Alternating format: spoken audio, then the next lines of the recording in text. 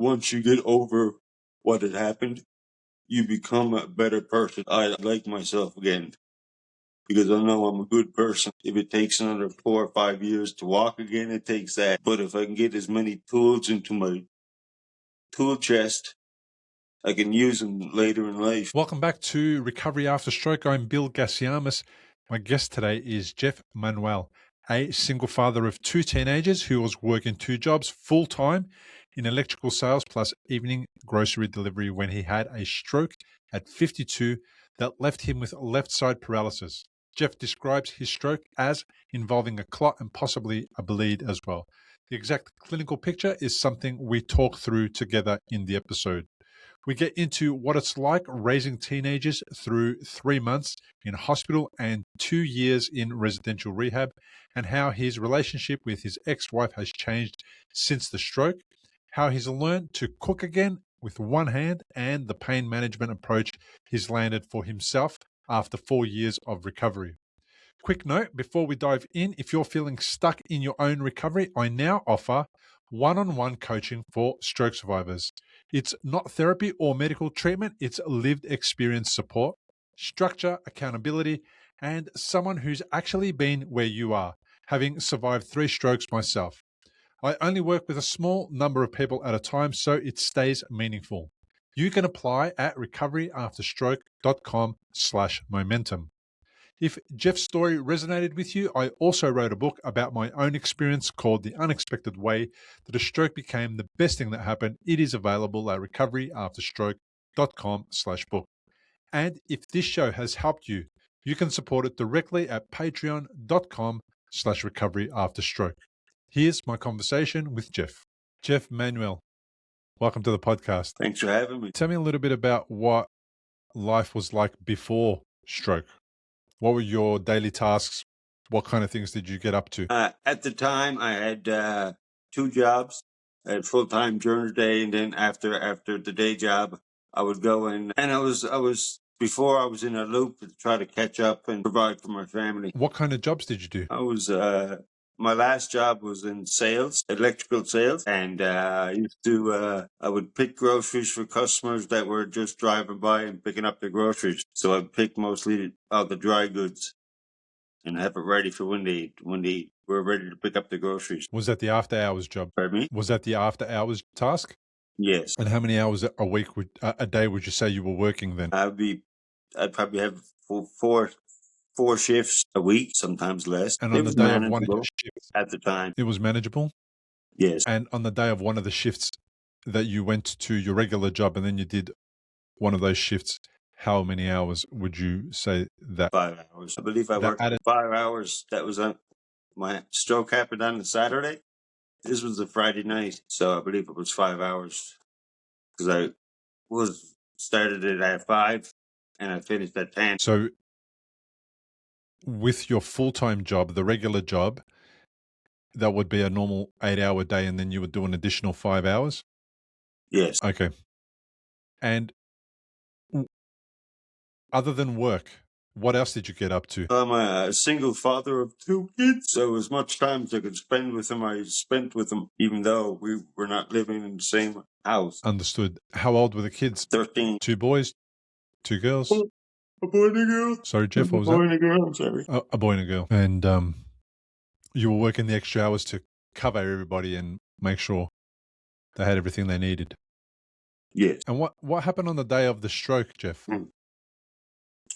Well, I woke up Saturday morning, everything was fine. Put on the coffee machine, went and got a quick shower, packed up my clothes because I was going to their house because they lived with their mother in West Kelowna. And I was living in Peachland at the time. So I drove on the highway, popped into McDonald's, cup of coffee, couple of sandwiches, and then they were just 2-minute drive away. Oh, knock on the door. She opens the door and she says, "What the heck happened to you?" I said, "What do you mean?" She said, "Your face is on the ground." My whole left side, I guess, just collapsed. Then she says, "We're going to the clinic." I said, "Okay." So we go over, do the squeeze test on me, both hands. Fine. And I was walking and talking and doing everything. Like nothing happened yet. I said the only issue I had was a little bit of breathing problems a couple of months previous. So he prescribed some inhalers and see if that helps. Got the inhalers, tried them out an hour later. Didn't do anything for me. Then I tried picking, I had a shift at 12 o'clock and this was probably about 11. And I went in the kitchen and tried picking up oranges with my left hand and I couldn't grab it and put it in the bag. And she said, we're going to the hospital. I said, okay. Then I was getting worried. I didn't know what it was. And then you spent some time in hospital doing tests, were you? Pardon me? Then you spent some time at hospital. Were they testing you? I just did a CT scan. And then he comes down and tells me that, Mr. Manuel, you had a stroke. I said, okay. And then I still can't comprehend what that actually meant. But I knew it was something wrong. And it wasn't till the next day that I couldn't move my arm or my leg. Mm-hmm. And how long ago was that, Jeff? That was in March of 2022. March of 2022? Yes. Got it. And you seem to be quite still significantly emotionally upset about it. Do you find that you have a few challenges about dealing with your emotions? I'm sorry, Bill, but it's not upset. It's happiness. It's happiness. I've turned a big corner this year, and I'm happy. I'm happy where I am. I'm happy for who I am. This is just temporary. I know that. And I've learned to live with it for 4 years, and it's okay. I'm good. Lovely, man. So who are you now? Who are you now that you're happy with, who has turned the corner? I'm more of myself a long time ago than I am in the last 10 years. It's just listening to other people having a podcast and internalizing it and using it for the good and trying to help people as much as I can. Even if it just means a smile and hey, you're doing a great job. That means the world to people. And for some people, they can't say it. So I'll say it for them. So the guy from 10 years ago wasn't happy. What was wrong with that guy? Like, what is it that he wasn't doing that wasn't serving you? I wasn't paying attention to what I had to pay attention to. My wife and kids. I was up north in the Northwest Territories, which is Canada's Arctic, for 12 years. Awesome years. Beautiful people. And what were you doing there? What was the task? I was doing a couple of different jobs. My last job was I was assistant manager of like a Costco, but it was a locally owned Evaluate store. So when And were my you boss away was from your out of family at town, that time? I had to look after the store and transfer to other parts of the Arctic. Did that have you away from your family? No, my family lived right in the same community, so Uh-huh. And what, you weren't satisfied with the way you were going about life? What was the difference between now and then? Because you're quite comfortable suggesting that there's been a shift, a change. How were you not? I was drinking way too much, and then along with grief, What was the grief in relation to? my mother and my sister had passed away from cancer, but like pretty close to 20 years ago now. So, and recently it's been my brother.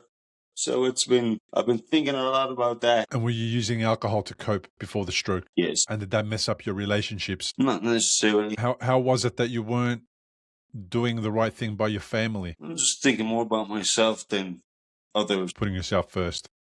Yes. Mm-hmm. Got it. And then the stroke happened. And how did that change everything? Because the stroke made you unwell. It put you in hospital. Your life was possibly at risk. But how did that shift the way that you behaved and the way you went about life? Well, this is my 4th year, so this year I know that my brain is rewiring itself because I can see minuscule changes every single day, and sometimes you're not aware of what's happening. And oh, well, then you think about it. Oh, I couldn't do that yesterday. Now I can do it. Understood. And it's a positive thing that happens to you every single day. Got it. I appreciate that. So you're seeing small, significant changes that are adding up and you're getting results from that. And it's been 4 years now. Yes, I'm happy to say. Understood. That's excellent. Now, what kind of stroke was it? Did they determine the cause and have they put you on some kind of medication or program to prevent another one? What was the issue with the stroke? It was a hemorrhagic stroke on the right side. Yeah, I was prescribed a whole bunch of pills and stuff. I guess it helped at the beginning. I couldn't tell. Did they tell you what caused the brain hemorrhage? Do you know? The doctor said there was a clot in my this part of the artery on my right side, on my neck. And he also told me that I had a heart attack the week before, but I didn't feel a thing. It was just a mild one, I guess. So was it a brain hemorrhage or an ischemic stroke? It was a brain hemorrhage. Bleed in the brain? Yes. Okay. But the clot usually refers to an ischemic stroke, which is like very different from a bleed on the brain. Oh, no, it was just the vein that was clotted. As well as a brain hemorrhage. Yes. So you were really going through it. You had a heart attack, a clot issue, and a brain hemorrhage all at the same time. Yes. Wow. Understood. Got it. So how long did you spend in hospital, Jeff? I was there from March 12th to June 9th in the hospital. About 3 months. Yeah. And who was there to support you during that time? Because if you're no longer married and you live separately from your former wife, who was by your side? How did you get through that time? That's funny because it was my ex-wife and my children. She would bring them in to see me and they would feed me and look after me. That's very cool. She stepped up. She did. She's been doing a lot for me. And I really appreciate it. Yeah, that is lovely. And then you left from the hospital. At some point, they dismissed you or discharged you. Did you have to go into rehab after that to try and get your left side back up on board? Well, in the hospital, I was doing rehab, but I still couldn't walk or go up steps or anything. But they applied to put me into a Connect. It's called Connect Communities. And there was a whole bunch of different houses you live in. And it's like you have your own room, you have your shower days, and you get fed 3 meals a day. But everything was wheelchair accessible. And it was the best 2 years I had. That place was amazing. The people were amazing. And what they offered you and taught you was amazing. Yeah. It sounds like you've gone on quite a spiritual kind of shift, some kind of a journey, an internal journey, as well as the physical healing of your body. This I can live with. This is only part of your meat suit, your arm and your leg. It all depends on what's upstairs and how you can teach other people to live with what's happening. What's one of the biggest things that you learned when you were in there by the time you left after 2 years? Because at the beginning, I imagine you wouldn't have been as upbeat, as positive as you are now. No, because you still are learning your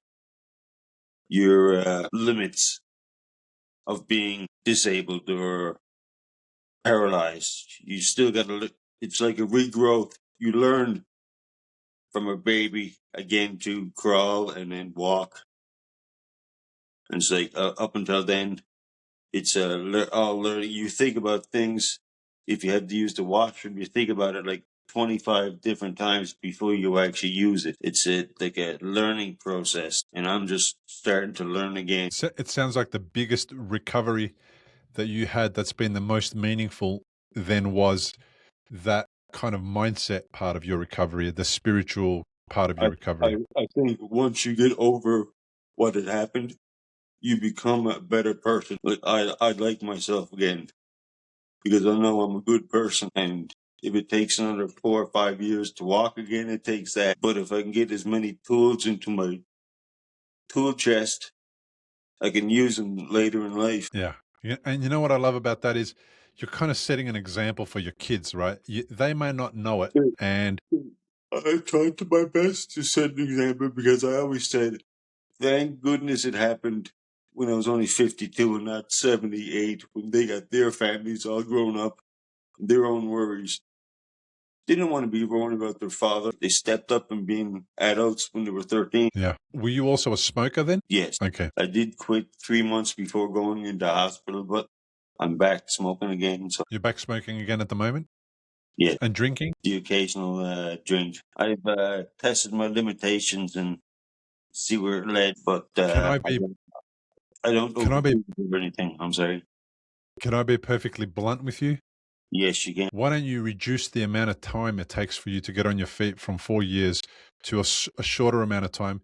And the best way to do that and avoid another stroke and be a real example for your kids is to stop smoking and drinking. That'll make you more put you more in the zone of allowing your brain to heal rather than continuously putting it in a space where healing is not possible. It's understood. I know the challenge with smoking and drinking is beyond just putting it down and not touching it. I know it's linked to a lot of other emotions and a lot of other things. I used to smoke and drink as well, but the work to be done is in the it's in when you don't have those things to go back to regulate your emotions or change your mindset. That's where the work is need to be done. You need to pick up the skills that make it possible for you to deal with those particular emotions or those particular things that are going on that make you drink, that make you smoke, and that will enable you to also deal with those challenges of the grief that you've suffered in the past, and also will simultaneously make the right environment for healing the brain. And that should speed up the amount of time it takes for you to get back on your feet. That's going to be my thought process. Yeah. I thought, we're here to be honest and frank, and you're being honest and frank. And I thought, well, I might as well just put it out there. There's a lot of people Nope. that want to get better after stroke, and sometimes they're doing the things that are getting in the way of recovery without realizing that they're getting in the way of their own recovery. And that's kind of like my job, is to sort of say, hey, here's a mirror. Pay attention to this. Have you seen this before? Are you aware of this? And then that way, maybe together, we've learned something today and we can overcome, and then we can move forward a little better. That's good advice. Are you back to independent living now? No. I'm in long-term care. I was Tell me in. about that. It's good for me right now for what I need. 2 years ago, I had broken my hip, so I had to get a hip replacement. So it was extremely hard to try to get your legs into the bed. Did you have a fall because of the stroke? Not because of the stroke, but there was a mat that my tire got jammed into. The wheelchair tire. Yeah, Oh but man, I got it. it just slowed down my mobility a bit in my rehab of the walking, but it was okay. Got I it. got And through it. they did a hip replacement. Yes. Understood.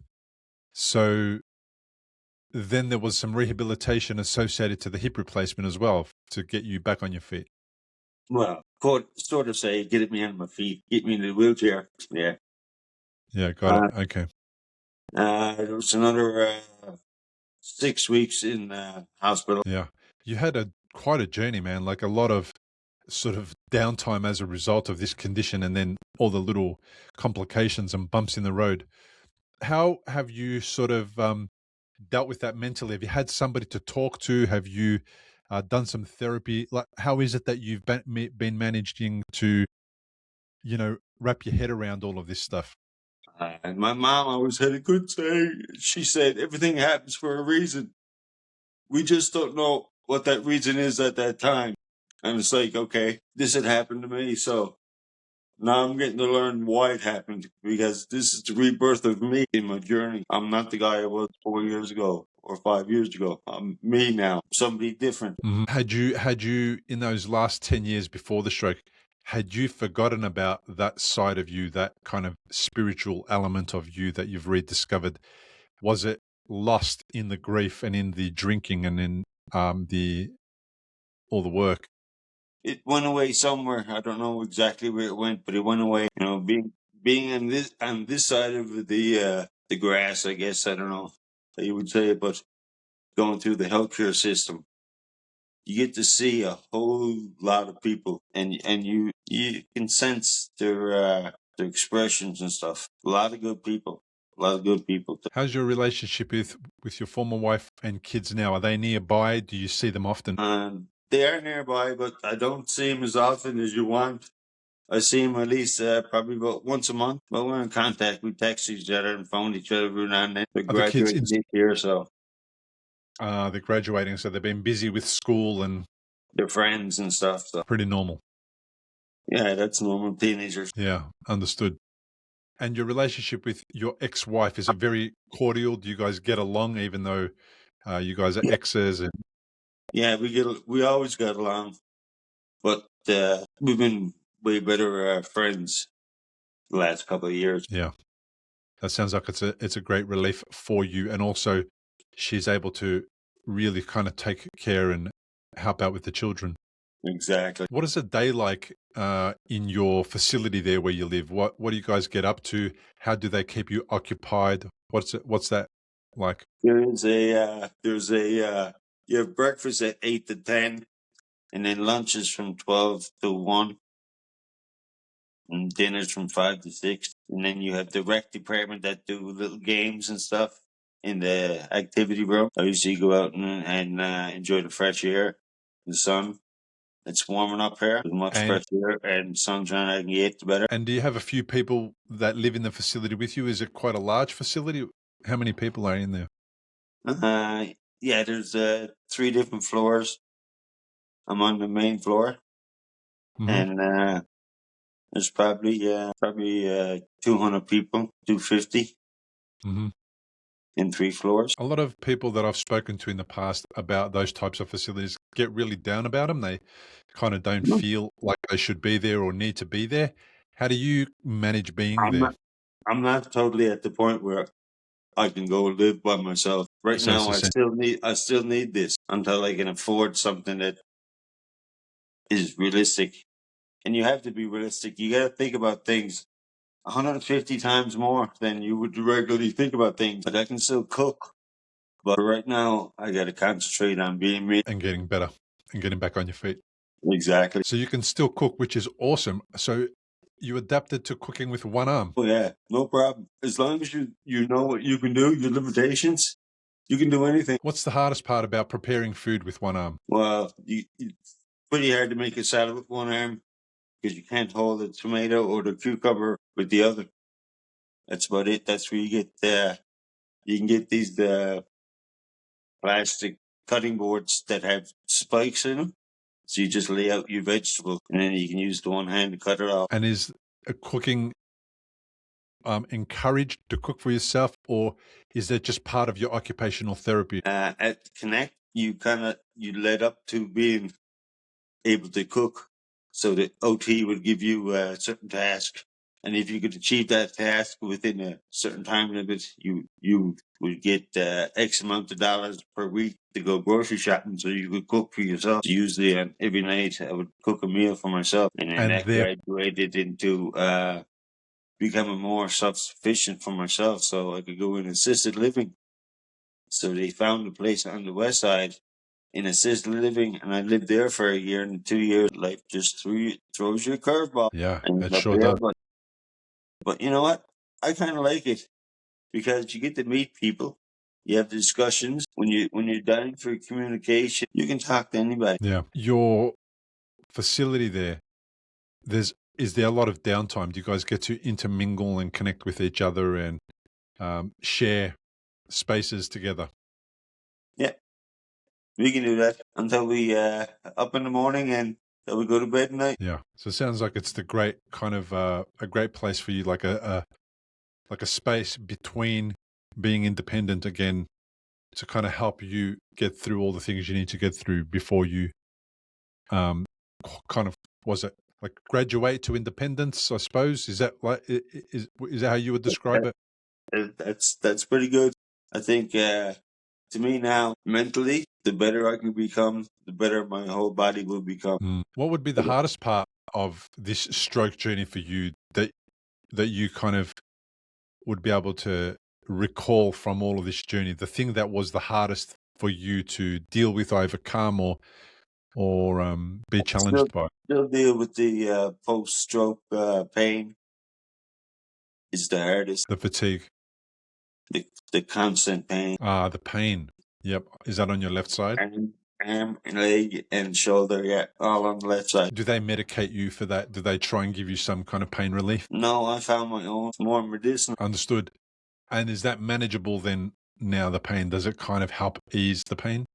Yes, it does. Okay. it eases it away from me and helps me not think about it. Understood. So is the smoking related to medicinal marijuana, perhaps? No, because I don't smoke it. I stick the gummies. Okay. So it's medicinal marijuana then. Yeah. Well, it's all The- legal in Canada, so Yeah, it's legal almost everywhere now. And it sounds like it's actually very supportive of a lot of people. The gummies seem to be a good alternative to, um, like smoking it. Yeah, the, reefer. yeah, and also for some people, it seems to be a better solution than the pharmaceutical painkillers. Oh, I had to stop taking my pharmaceutical pills altogether. Why were they causing? After 4 years, I should know what's happening to my body. I didn't feel no better after 4 years of taking the drugs. So I decided no more drugs. I'll Yeah. just have a gummy, figure out how I feel. Yes, this is working. I like it. How often do you have to take it? Probably four times a day. Okay. So you notice when it's starting to wear off. Yeah, it's only when it comes to extremes that I would take another. And it helps you sleep, I imagine? It helps the whole body from your digestion on. It has helped me. Yeah. And actually sleep also. I'm sleeping 8-9 hours a day. Wow, that's great, man. Do you have a lot of contact with your medical team, the people who helped you through the early phases? Do you have regular follow-ups or anything like that to check in with them? No, sir. I haven't one. Does the facility there have medical professionals that you can access? Yes. There's a doctor assigned to me that comes supposed to come up every 3 to 4 weeks. So what's one of the things that you hope to do after you graduate from being in assisted care to being in independent living? It'd probably have to be assisted living again. Say again? Assisted living. Yep. My question was, when you do kind of graduate from being in the assisted living to being independent in your own place again, what's something that you're kind of looking forward to be able to do? The independence. Can you have guests come and visit you at the facility that you're at and hang out with you for the day? Yep. And if I want to, I can transfer in the vehicle and we can go somewhere else. Understood. So, Jeff, somehow you came across my podcast. What was it that made you do the search and find it? Well, as soon as when I was in the hospital, I started searching up stroke and disability, and everything started popping up on my YouTube page. And then I seen a podcast, Recovery After Stroke. So I started watching it. And within the last year, seeing so many other people going through what you're going through, it inspired me. It really did help me. And then you thought it was time to tell your story. Yeah. Yeah, good move. I really appreciate you reaching out, letting me know what was happening to you, what you were going through, and also joining me on the podcast. Thank you so much for your time. Thank you, Bill. Well, thanks so much to Jeff for coming on the show and being so open about what the last 4 years have actually looked like. The hospital stay, the rehab, the setbacks, and the mindset shifts that came with all of that. If there's one thing to take from this conversation, it's Jeff's line. I'd like myself again because I know I'm a good person. That's recovery in a sentence. Not just getting your body back, but finding your way back to yourself. If you're feeling stuck in your own recovery the way Jeff once did, I offer one-on-one coaching for stroke survivors, structure, accountability, and support from someone who's lived it. You can apply at recoveryafterstroke.com/momentum. If you're a parent navigating your own recovery or you know someone who is, please share this episode with them. My book, The Unexpected Way That a Stroke Became the Best Thing That Happened, is now available at recoveryafterstroke.com/book. And if this show has helped you, you can support it at patreon.com/recoveryafterstroke. Thanks for listening. I'll see you in the next episode. Importantly, we present many podcasts designed to give you an insight and understanding into the experiences of other individuals. Opinions and treatment protocols discussed during any podcast are the individual's own experience, and we do not necessarily share the same opinion, nor do we recommend any treatment protocol discussed. All content on this website and any linked blog, podcast, or video material controlled this website or content is created and produced for informational purposes only and is largely based on the personal experience of Bill Gassiamis. The content is intended to complement your medical treatment and support healing. It is not intended to be a substitute for professional medical advice and should not be relied on as health advice. The information is general and may not be suitable for your personal injuries, circumstances, or health objectives. Do not use our content as a standalone resource to diagnose, treat, cure, or prevent any disease for therapeutic purposes or as a substitute for the advice of a health professional. Never delay seeking advice or disregard the advice of a medical professional, your doctor, or your rehabilitation